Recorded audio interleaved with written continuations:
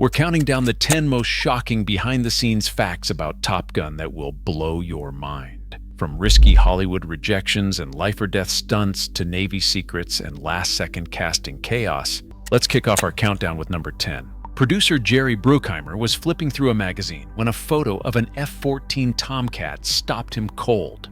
He saw blockbuster potential and pitched the idea as Star Wars on Earth: fighter jets, speed, and adrenaline. Studio after studio shot him down. Executives didn't believe audiences cared about pilots or dogfights. The project looked dead until Paramount Pictures finally agreed to take a gamble. Even then, the studio kept the budget tight at $15 million, worried the whole thing would crash and burn. Top Gun only got off the ground because one producer refused to take no for an answer. Tom Cruise had never ridden a motorcycle before stepping onto the set of Top Gun. The script called for him to race down the runway on a 1985 Kawasaki Ninja 900, the fastest production bike in the world at the time.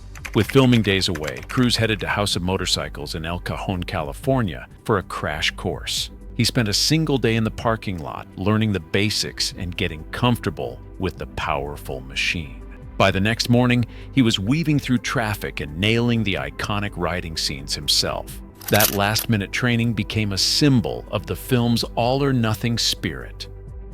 Securing access to F-14 Tomcats and aircraft carriers wasn't just a matter of paying a fee. The Pentagon offered the producers a deal: military hardware at a steep discount, but only if the Navy could review and approve every page of the script. That meant line-by-line oversight from the Defense Department's liaison office. Scenes that hinted at Navy negligence or showed pilots dying in training were deleted outright. The original script placed the opening dogfight over Cuban airspace, but the Navy insisted on relocating it to international waters to avoid political fallout. Any dialogue that cast military operations in a negative light was softened or cut entirely. Producer interviews and press reports confirm that every scene involving the Navy had to pass through official channels before filming could begin. This level of control shaped the tone of the entire movie, ensuring the Navy came off as sharp, heroic, and in command. For the filmmakers, it was the price of admission to the real world of American fighter pilots. The Navy put a strict limit on just how much firepower Top Gun could unleash. Only 2 live missile shots were allowed for the entire film, each one costing over $1 million to pull off. Producers had to make every second count, so they filmed those launches from as many angles as possible, using every frame in the edit to give the illusion of endless aerial combat. For the rest of the dogfights, the effects team turned to scale models and miniatures, crafting explosions and missile trails by hand. Editors stitched together real and fake footage until even the experts struggled to tell the difference. Tight military control and sky-high costs forced the filmmakers to invent new tricks just to keep the action believable. On September 16, 1985, Art Skoll took his Pitts S2 camera plane 5 miles off the coast of Carlsbad, California. His mission was to capture a flat spin for Top Gun's most dizzying cockpit shots. Scholl was no stranger to risk. He was one of the most respected aerobatic pilots in the world, known for precision and caution. That afternoon, as he entered the planned maneuver, his voice crackled over the radio at 3,000 feet. "I have a problem. I have a serious problem." Seconds later, at 1,500 feet, he radioed again. "I've really got a problem." Those were his last words. The plane spiraled into the Pacific. Rescue teams searched a 25-square-mile patch of ocean, but neither Scholl nor his aircraft were ever found. The cause was never officially determined, though many believe the extra camera equipment changed the plane's balance, just enough to make recovery impossible. Top Gun ends with a single, quiet dedication. This film is dedicated to the memory of Art Scholl. Actors were strapped into real F-14s and sent hurtling through the sky, facing the same G-forces as actual fighter pilots. The Navy pilots didn't hold back. pulling 7 or 8 Gs, flipping and rolling until even the toughest cast members lost their lunch. Tom Cruise threw up on his very first flight, a rite of passage that quickly became a running joke among the crew. Val Kilmer and the rest of the cast didn't fare much better. Only Anthony Edwards managed to keep his stomach in check, earning quiet respect from the aviators. For everyone else, motion sickness was just the price of making Top Gun look real. Recording dialogue inside a real F-14 was impossible. The roar from the jet engines drowned out every word, and the G-forces left actors gasping for air. To solve this, the crew built a full-scale F-14 cockpit in a hangar at Burbank Airport. The set designers mounted the fuselage on a gimbal, letting them tilt and shake the cockpit to mimic flight. Makeup artists sprayed Tom Cruise and the cast with water bottles to keep their faces slick with sweat, while a mole fogger filled the cabin with haze to match the look of high-altitude maneuvers.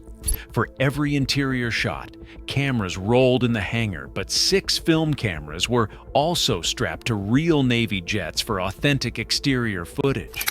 This blend of practical effects and technical creativity made the dogfights feel real, even when the actors never left the ground. Tony Scott wasn't the studio's first pick to direct Top Gun. Stories have floated around that big-name directors like John Carpenter and David Cronenberg were considered, but there's no solid evidence either was officially offered the job.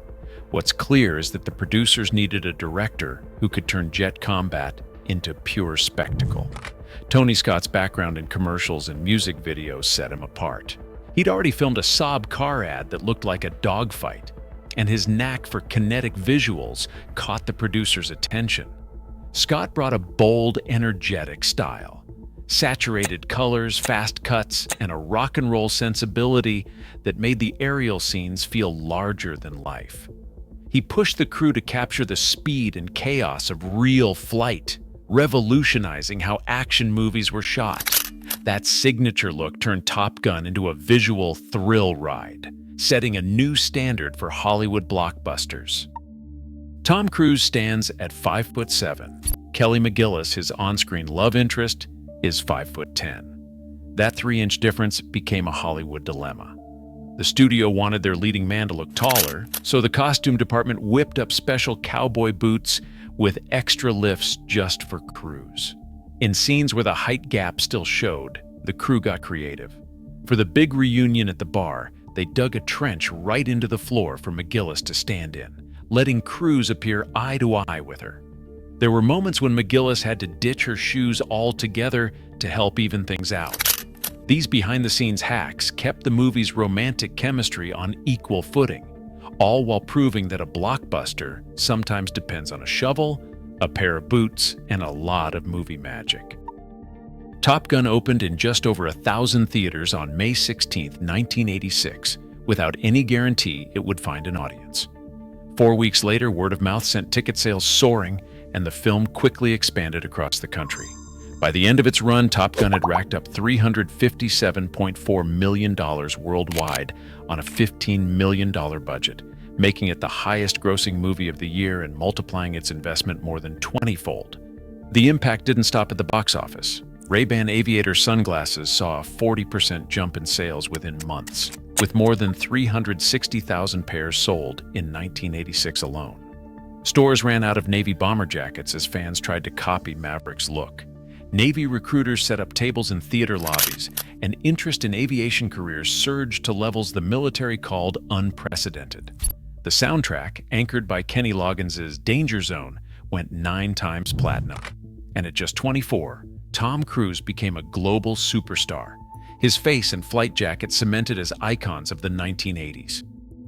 From the film's near cancellation, when every Hollywood studio rejected it as too risky, to the breathtaking fact that it grossed $357 million and launched Tom Cruise into superstardom. These 10 shocking facts show just how unlikely Top Gun's success really was. Across the list, one pattern stands out. Every breakthrough, from Cruise learning to ride a motorcycle in a single day to the Navy's intense script control, and even the tragic loss of pilot Art Scholl, came from a constant battle between risk and reward. The most jaw-dropping entries, like the Pentagon deleting entire scenes or the cast's struggle with real G-forces, reveal the high price of authenticity. What qualified each item was its role in shaping not just a blockbuster, but a cultural phenomenon. Top Gun's legacy isn't just about box office numbers or iconic fashion. It's proof that sometimes chaos, danger, and last-minute fixes can create movie magic that endures for decades. In the end, Top Gun's story is a testament to the extraordinary results that happen when ambition, compromise, and luck collide.